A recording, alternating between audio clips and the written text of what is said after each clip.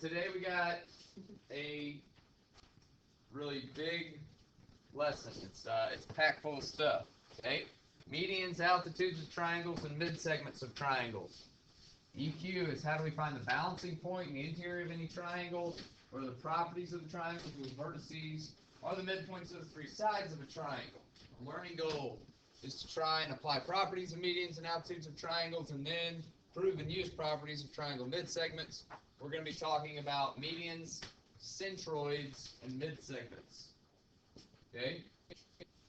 Alright, if you didn't get that written down, I'll come back later. First up, why do you do this to me? Did you confuse it? A median of a triangle is a segment whose endpoints are a vertex of the triangle and the midpoint of the opposite side. So when I say vertex, what's the vertex?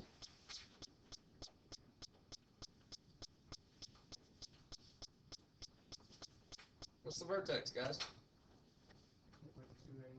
A what?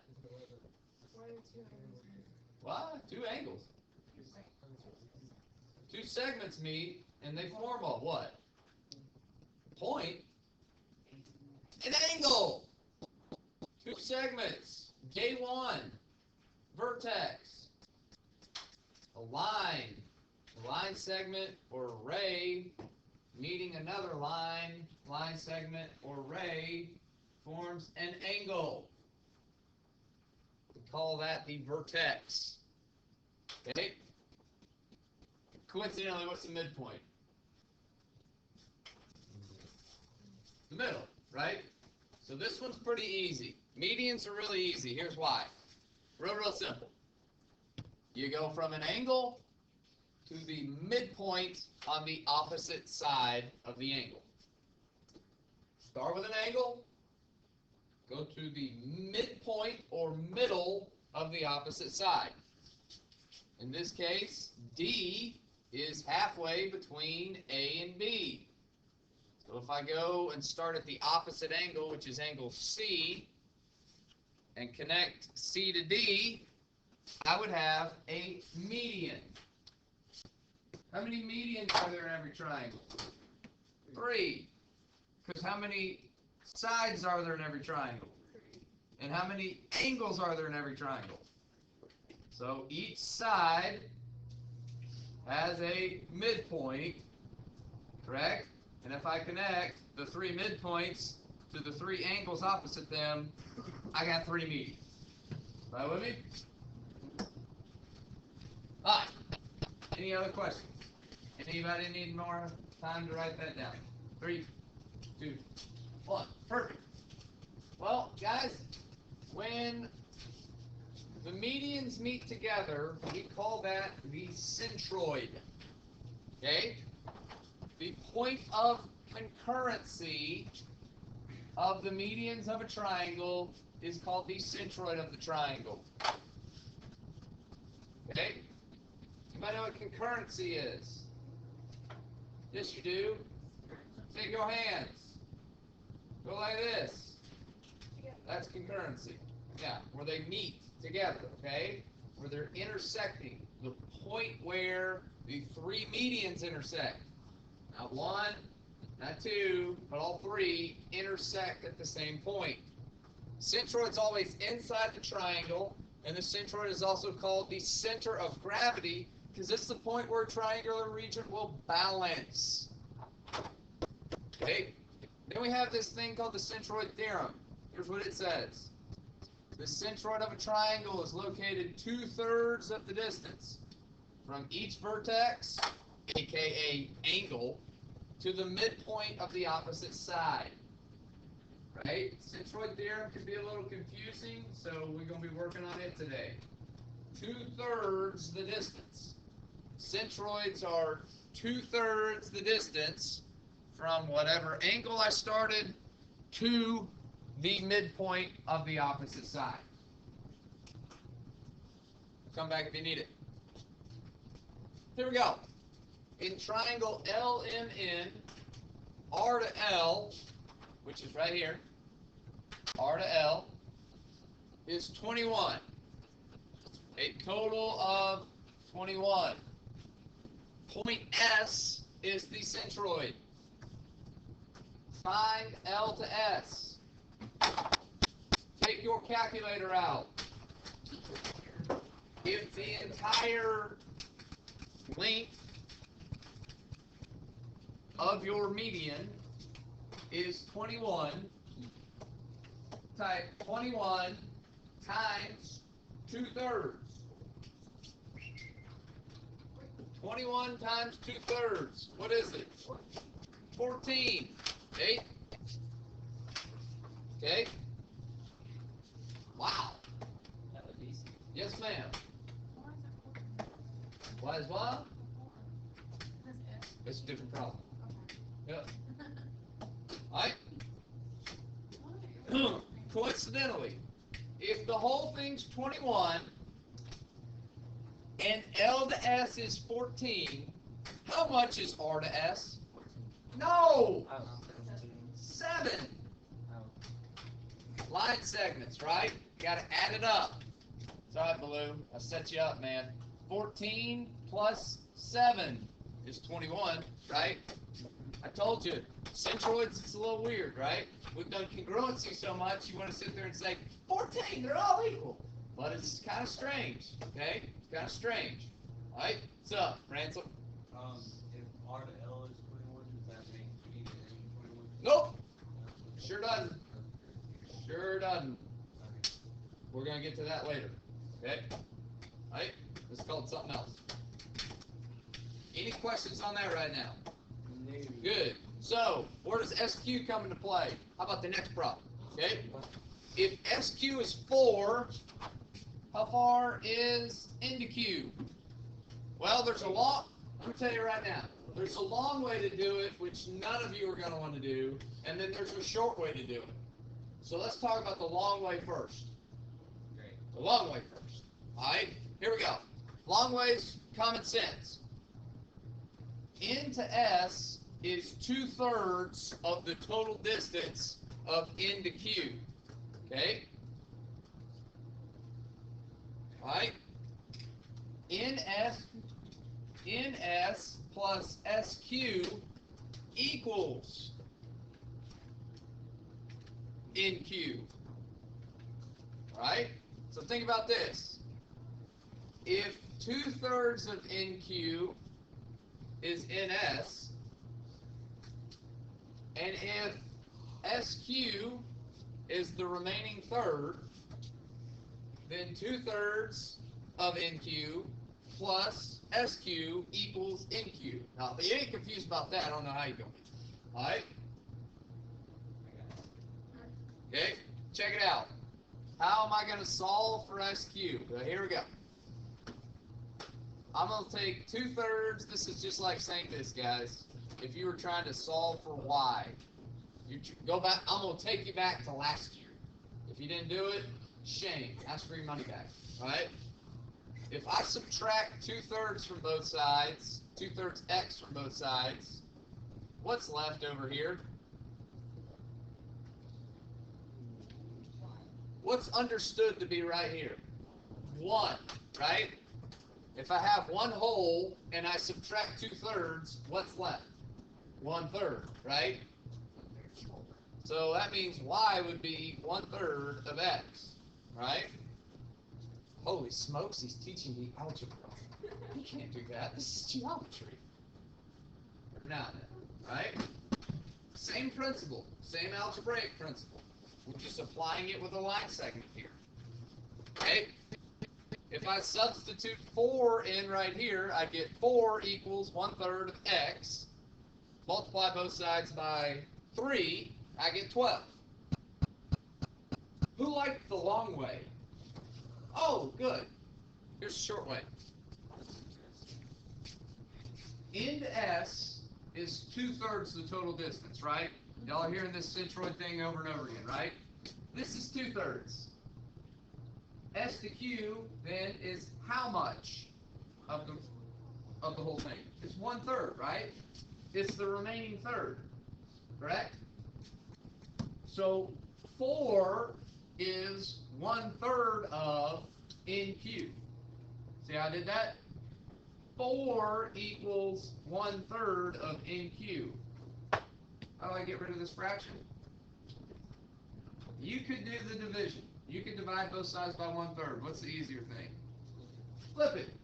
Multiply both sides by the reciprocal. Oh wow, what's 4 times 3? This cancels out. 12 is NQ. Who likes the shorter way better? Yeah. Okay. Check it out.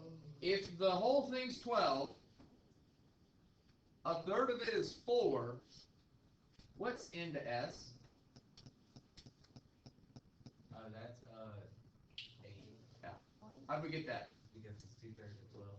It's 2/3 of 12, or, Jack, Yeah. 12 minus 4. Okay? Alright. All this geometry will eventually make sense. Alright? I'm telling you, centroids, once you get the hang of it, are easy, but what Jamie did earlier is what a lot of people will do. They'll just sit there and it's not his fault. We've done so much congruency that you won't remember any of your fraction rules, okay? You just gotta remember, centroids are 2/3. You're dealing with different types of numbers, okay? Everybody with me on that? Don't do the long way. Do the short way. Okay? Just in case you needed. Some people, I had one kid first year here that liked the long way because they understood it better. I ain't gonna be a hater. All right, next we call altitudes. Altitudes of triangles are perpendicular segments from a vertex to the line containing the opposite side. Every triangle has 3 altitudes. Why? Guys, because there's 3 sides and how many angles? 3. Every single angle inside gets an altitude. That's why. Okay? Alright, notice that an altitude can be inside, outside, or on a triangle. Inside, outside, or on.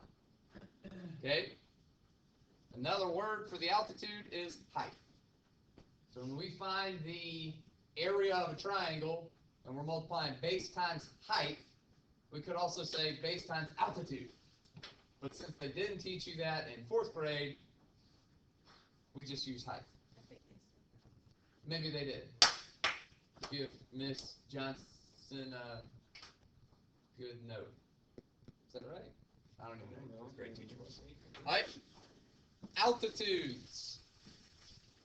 Think you know what altitudes where they meet? You know what it's called?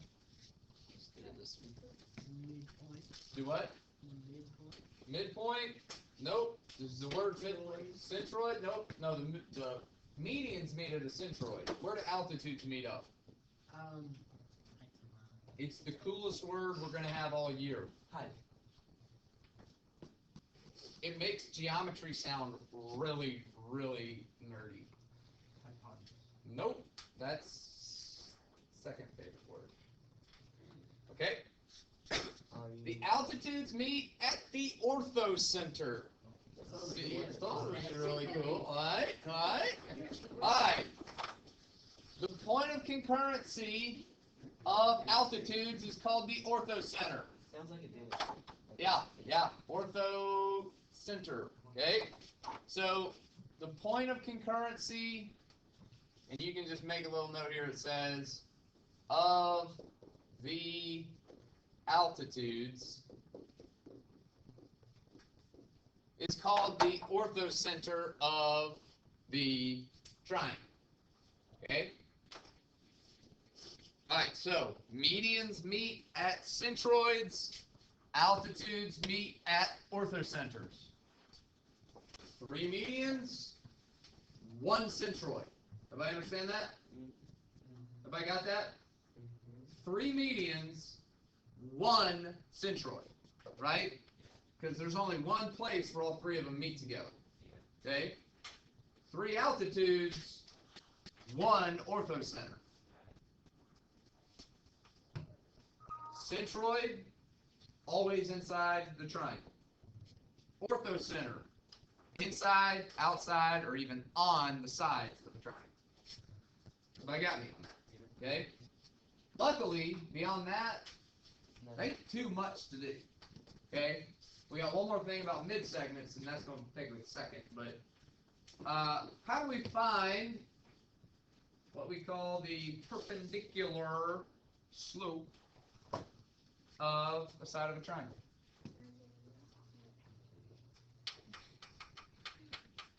You ask Mr. Hobbs. How do you find it? From Friday. Go on. Friday we talked about finding midpoint. We gave you the midpoint formula. And then we also did this other thing. Remember what it was? Rise over run. What's that? Slope, right?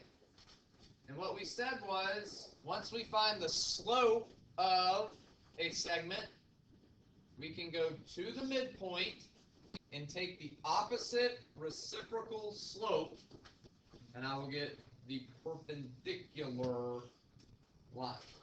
Okay, perpendicular point. All right. Mid segments.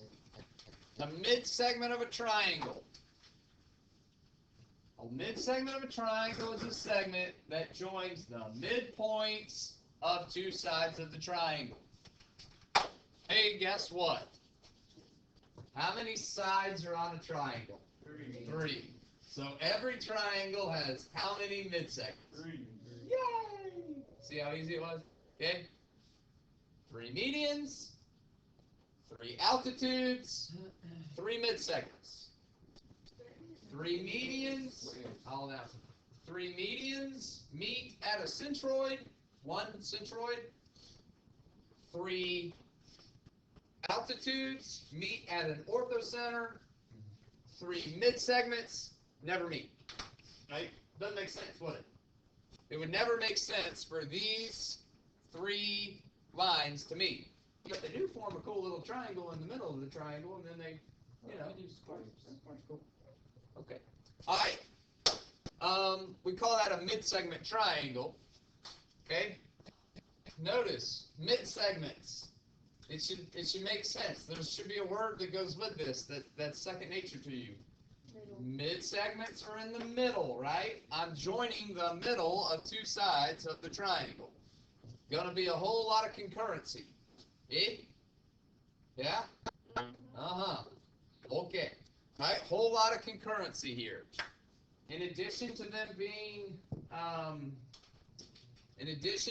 being connected, notice that they also will form, and this is part of our theorem that we're about to write down, they're also going to be parallel to the non-included side of the triangle. Okay? So, X. Let me say this. You guys don't worry about writing it. Let me say it. X is the midpoint of PQ, right? Y is the midpoint of QR, correct? Okay, so here's what I'm saying. That means that XY is parallel to PR. Okay, you see how PR was not involved in XY beforehand? Not only is it going to be parallel, but XY is going to be exactly 1/2 of PR. So cool. Okay? Alright. Here's what mid-segment problems might look like. You're going to have vertices of X, Y, and Z. They are at the points X, Y, and Z. -1, 8, 9, 2, 3, -4. You're going to try and, M and N. M is the midpoint of XZ. N is the midpoint of YZ. Okay? What you're trying to do is to show me that MN is parallel to XY and that MN is 1/2 of XY. Okay? Now, if this were a real problem, you would plot your points, X, Y, and Z. You would find the midpoint of XZ. That's point M. Okay? You're going to use your midpoint formula. from the warm-up today. Okay? Next one, -1 plus x2, 3, divided by 2. y1, 8, plus y2, -4, divided by 2. Just like a warm-up, right? Took 25 seconds, 30 seconds, maybe, once I gave it to you. Okay? Excuse me. Alright, that was 1, 2. I could do the same thing with YZ, get the points 6, -1. I then have my midpoints, right? Everybody with me? I've got my midpoints. How do you think I can determine the length? Nope. Oh, the Lord brought that down. Yes, the distance formula. Anytime I want to get a length, anytime I want to get a length, let me go back to this. Okay? I can use the distance formula, right, between 2 points, and it will give me what we call the distance, because we use the distance formula to get the distance, aka the length of a line segment. Everybody with me there? Yeah. Right? Okay? Should start making sense now. Somewhere around this time of the year, it's like, that's why we did that. Yeah, okay, now I got it. Right? Additionally, I said you had to compare the slopes. If 2 segments have the same slope, they're parallel to each other. Midpoint formula, slope formula, distance formula. All 3 in 1. Get used to it, kiddos. Okay? You're going to see it on problems over and over. You got me? I'll break them down into different questions, but you're going to start seeing that over and over again. One last thing, I tell you all tired. Okay? Because we've been talking for 20-something minutes. Our triangle mid-segment theorem is this. A mid-segment of a triangle is parallel to a side of the triangle, and its length is half the length of that side. The triangle mid-segment theorem says a mid-segment is parallel to a side of the triangle, and its length is 1/2 of that side. Make fun of that. Hella well. For me. Well, you done again. Okay? Cameron Wywick. Y'all leave Cameron alone. How many of you got Snapchats this morning? Alright, so DE would be parallel to AC, and DE would be 1/2 of AC.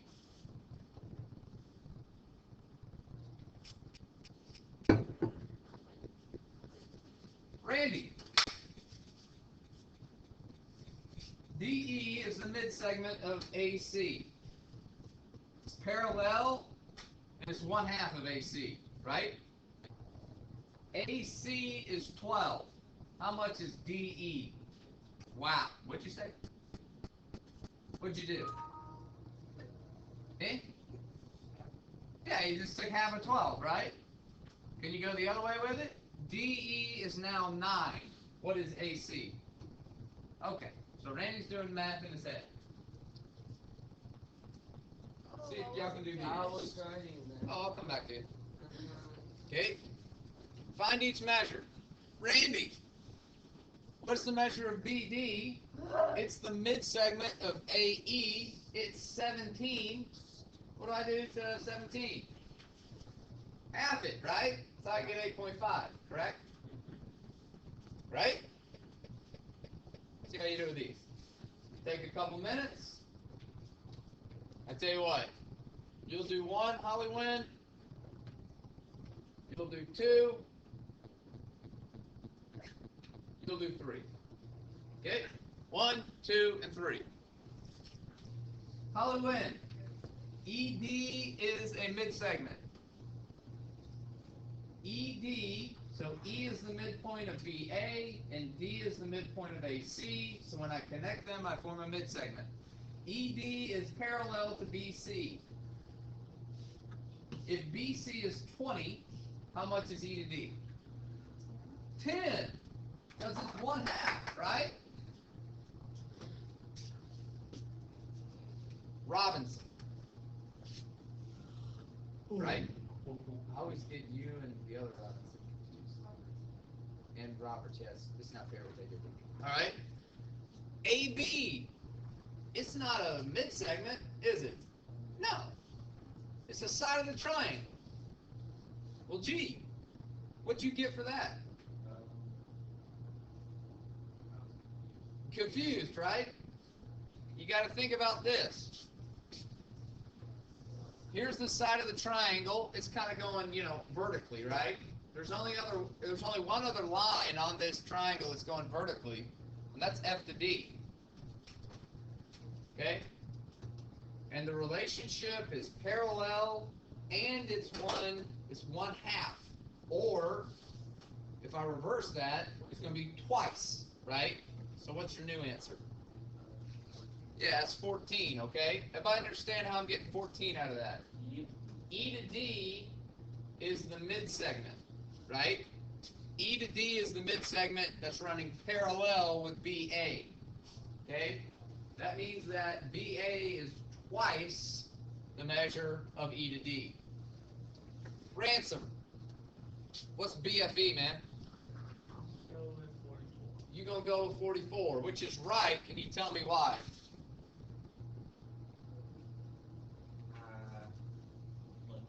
Lucky guess, because we've talked about congruency for about, 9 weeks, and might as well say 44.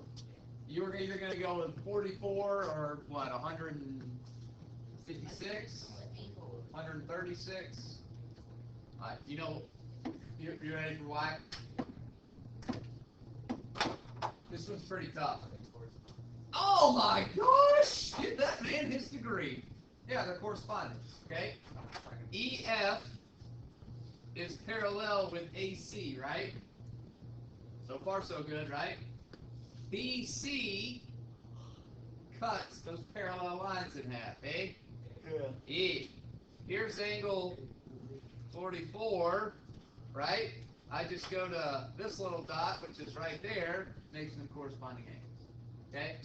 Back to transversals. They're never going away. Alright. Any questions on this? No. Any questions on anything? Medians, altitudes, mid-segments, life? It's great. You guys figure that out for your own, on your own.